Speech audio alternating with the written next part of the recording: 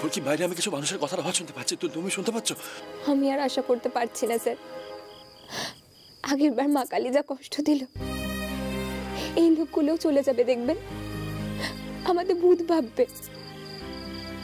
সে কখন থেকে তো মা কালীকে ডেকে যাচ্ছি, শুনছে, উল্টে আগের লোকগুলোকে আমাদের ভূত ভাবিয়ে দিল। মা কালী তো তোমার ডাক শুনেছেন ফুলকি, তাহলে কি আমার জ্ঞান ফিরত?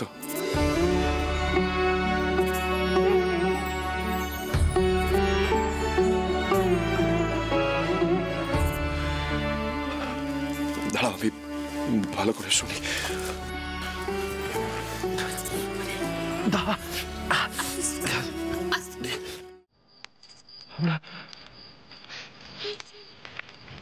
আমরা ঠিক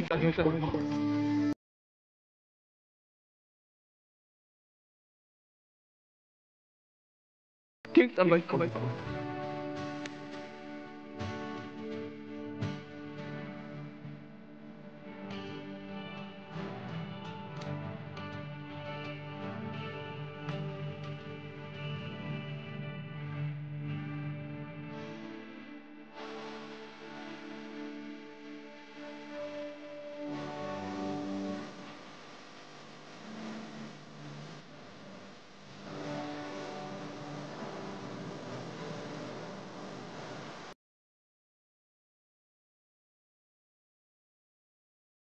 এই যে ফুলকি দাস, এদিকে আসো।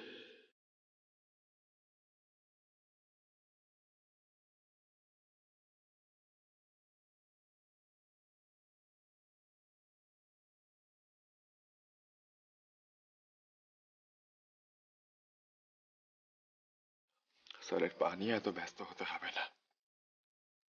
তোমার স্যার তো এককালে বক্সিং করতো, প্রচুর হাড় ভেঙেছে, লিগামেন্ট ছিঁড়েছে, এইটুকু যন্ত্রণা সহ্য করার অভ্যেস আছে।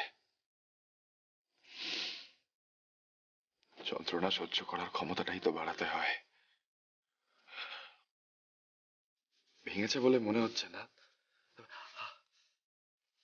স্প্রেন লেগেছে ভালো রকমের।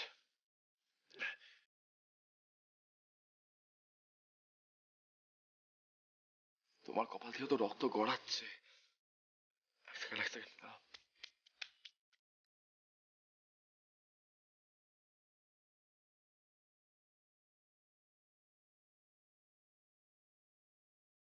মা কালী, স্যার কত পাল্টে গেছে। ছাদ ভাঙার আগে কিভাবে আমার উপর চেঁচামেচি করছিল, এখন এই নিয়ে আর কিছু বলে লাভ নেই ফুলকি দাস। স্যার যত্ন করছে, রক্ত মুছে দিচ্ছে। আর কিছু ভাবিস না এখন। মা কালীও না খুব অদ্ভুত। আরে বাবা, এই যত্ন আত্তি পাওয়ার জন্য কিনা এরম ভাবে ভাঙা বাড়িতে আটকে পড়ে থাকতে হলো। মুছে দিয়েছি রক্তটা, কোনো মলম টলম তো নেই এখানে। রেস্কিউ টিম আসা অব্দি অপেক্ষা করতে হবে আমাদের।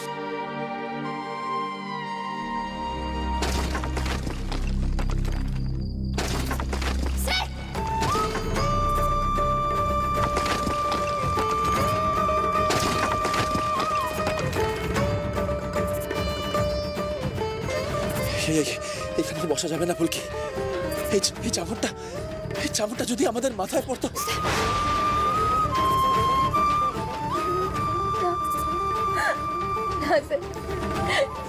এসব কথা আর বলবেন না।